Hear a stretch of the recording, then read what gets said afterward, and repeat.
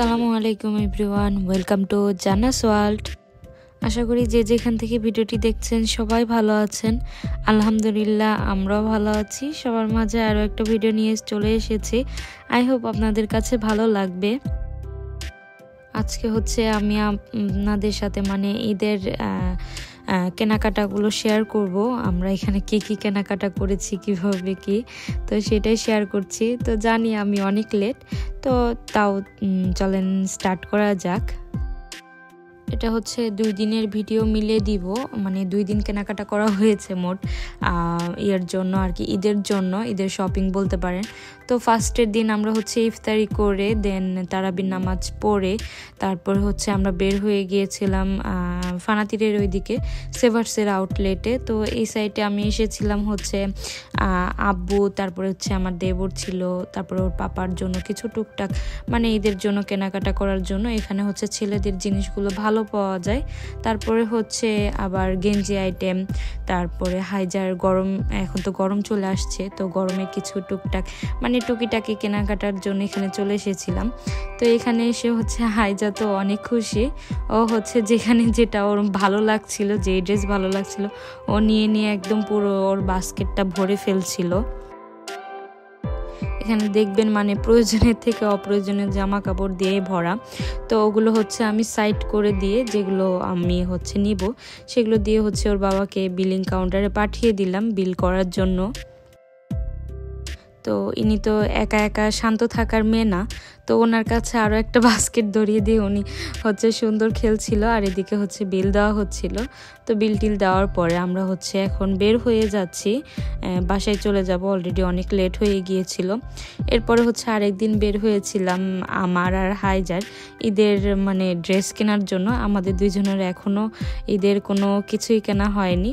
তো সেই দিন ছিল হচ্ছে থার্সডে, আর থার্সডেতে তো এমনিতেই প্রচুর ভিড়, আর হচ্ছে ঈদের 2 দিন আগে, তারপর হচ্ছে বৃহস্পতিবারে দেখা যায় আপনার অফিস টফিস সব সবার বন্ধ থাকে ভালোই, তো সব জায়গায় ভিড় হয় অনেক। তো এই সময়টা আমি সবসময় অ্যাভয়েড করে চলে কোথাও যাওয়ার বা বাহিরে বা পার্কে মার্কেটে হোক যেতে ইচ্ছা করে না, প্রচুর ক্রাউড থাকে। আমার আবার একটু নিরিবিলি শান্তশিষ্ট পরিবেশ ভালো লাগে। না গিয়ে আর উপায় ছিল না, বাট হাইজার পাপার হচ্ছে আগে সময় পায়নি, তো সেজন্য সেদিনই যাওয়া লাগছে, না হলে পরে গেলে আরও লেট হয়ে যাবে। তো এখানে ঢুকতেই ফার্স্টে হচ্ছে হাইজার ড্রেসগুলো দেখছিলাম।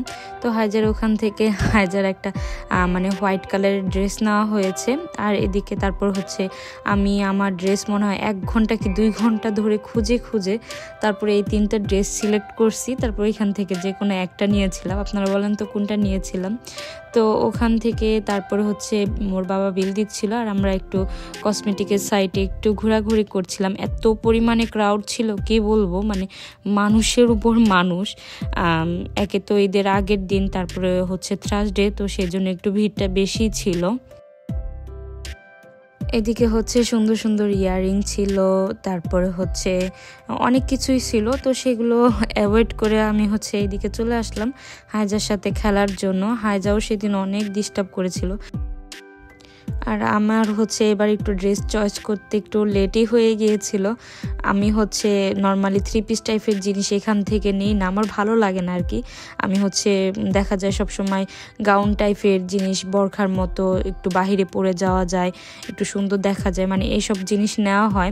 3 পিস তো দেখা যায় আমি বাংলাদেশ থেকেই নিয়ে আসি, বাট সেই দিন হচ্ছে কোনো গাউনের কালেকশন ভালো পাচ্ছিলাম না, সব শেষ হয়ে গিয়েছিল।